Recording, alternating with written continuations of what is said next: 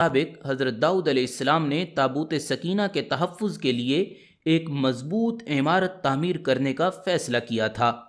یہ عمارت حضرت سلیمان علیہ السلام کے دور میں مکمل ہوئی اور اسے ہیکل سلیمانی کا نام دیا گیا۔ جب بنی اسرائیل اللہ تعالیٰ کی بہت زیادہ نافرمانی کرنے لگے تو ان پر غضب نازل ہوا کہ قوم عمالقہ کے بہت بڑے لشکر نے حملہ کر کے ان کی بستیاں تباہ کر ڈالی اور یہ انوکھا صندوق بھی اٹھا کر لے گئے۔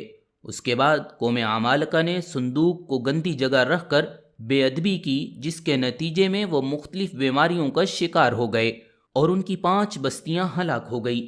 انہیں یقین ہو گیا کہ یہ سب مقدس صندوق کی بے ادبی کا نتیجہ ہے، چنانچہ انہوں نے صندوق ایک بیل گاڑی پر رکھ کر بنی اسرائیل کی بستیوں کی طرف چھوڑ دیا۔ وہ صندوق 4 فرشتوں کی نگرانی میں اس وقت کے نبی حضرت سیدنا شمویل علیہ السلام تک پہنچا۔ یوں بنی اسرائیل کو دوبارہ یہ عظیم نعمت حاصل ہو گئی۔ اس واقعے کے بعد بنی اسرائیل نے ہیکل سلیمانی کو دوبارہ تعمیر کیا۔ بعد ازاں رومیوں نے حملہ کیا اور اسے ایک بار پھر نشانہ بنایا۔ بعض تاریخ دانوں کا کہنا ہے کہ اہل بابل اسے اپنے ساتھ لے گئے تھے، جبکہ ایک رائے یہ بھی ہے کہ اسے آسمانوں پر اٹھا لیا گیا ہے۔ جبکہ یہ بھی کہا جاتا ہے کہ قیامت کے قریب حضرت سیدنا مہدی علیہ السلام جب تشریف لائیں گے تو وہ اس صندوق کو فلسطین کی تبریہ نامی ایک مشہور جھیل سے نکالیں گے، جبکہ ایک قول کے مطابق آپ اسے ترکی کے شہر انطاکیہ کی کسی غار سے نکالیں گے۔ جب حضرت عمر رضی اللہ تعالی عنہ نے اس سرزمین کو فتح کیا تو رومیوں کے کلیسا سے کچھ فاصلے پر دعا فرمائی، جہاں مسجد اقصی کی تعمیر کی گئی۔ یہودی دعویٰ کرتے ہیں کہ جس جگہ مسجد اقصی ہے وہاں ان کا معبد تھا۔ مسلمان اس جگہ کو اپنے لیے مقدس جانتے ہیں، مگر یہودیوں کا عقیدہ ہے کہ مسجد کو شہید کر کے اس کی جگہ ہیکل سلیمانی کی دوبارہ تعمیر کی جائے گی۔ وہ ہیکل کی ایک پسماندہ دیوار میں واقع دروازے کے متعلق بھی سمجھتے ہیں کہ یہ قیامت سے قبل ان کی بادشاہی کی واپسی کا راستہ ہے۔ وہ سمجھتے ہیں جب اس دروازے سے ان کا بادشاہ نکلے گا تو اس کے پیچھے تمام مردے اٹھ کھڑے ہوں گے۔ البتہ مسلم روایات کے مطابق یہودیوں کا بادشاہ دجال ہے۔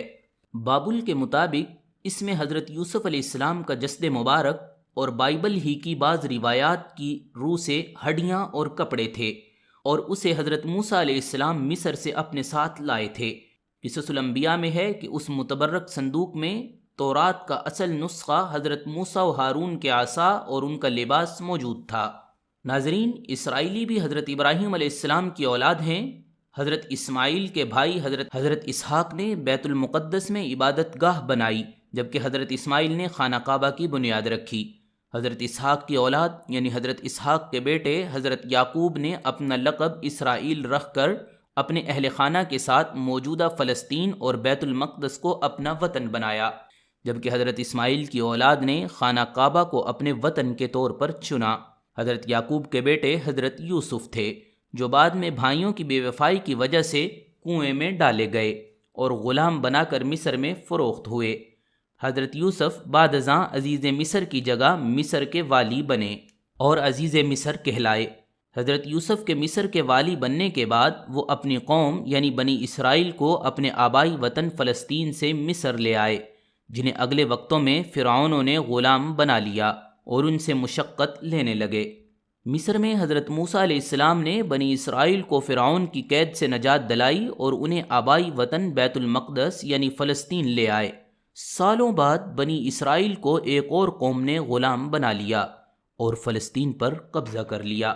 سینائی کے علاقے میں حضرت داؤد علیہ السلام پیدا ہوئے، جنہیں بیت المقدس پر قابض بادشاہ کی بیرونی حملہ آوروں کے مقابلے میں مدد کی اور ایرانی حملہ آور بادشاہ اور انتہائی طاقتور جالوت کو جنگ میں قتل کر دیا۔ فلسطین کے بادشاہ سول نے اپنی بیٹی کی شادی حضرت داؤد سے کر دی، جس کے مرنے کے بعد حضرت داؤد فلسطین کے بادشاہ بن گئے اور اسرائیل پھر سے بیت المقدس میں آباد ہو گئے۔ حضرت داؤد کے انتقال کے بعد حضرت سلیمان فلسطین کے بادشاہ بنے۔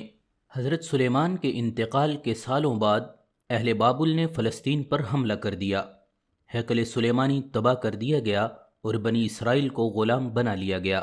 اگلے 500 سال میں بابل کی سلطنت کمزور ہونے پر بنی اسرائیل بتدریج دوبارہ اپنے آبائی وطن فلسطین اور بیت المقدس پہنچ گئے اور اپنی حکومت قائم کر لی اور ہیکل سلیمانی دوبارہ تعمیر کر لیا۔ سالوں بعد سکندر اعظم نے فلسطین پر حملہ کیا، یہودیوں کو غلام بنا لیا اور فلسطین سے نکال دیا۔ بنی اسرائیل نے دوبارہ جمع ہو کر سکندر اعظم کے ایک جنرل کی اولاد جو فلسطین پر حکومت کر رہی تھی اس پر حملہ کیا اور اپنے آبائی وطن کو دوبارہ حاصل کر لیا۔ کئی سالوں بعد سلطنت روم نے فلسطین پر حملہ کر کے یہودیوں کو غلام بنا لیا۔ ان کی کئی سالوں بعد ہونے والی بغاوت کچل دی، انہیں فلسطین سے نکال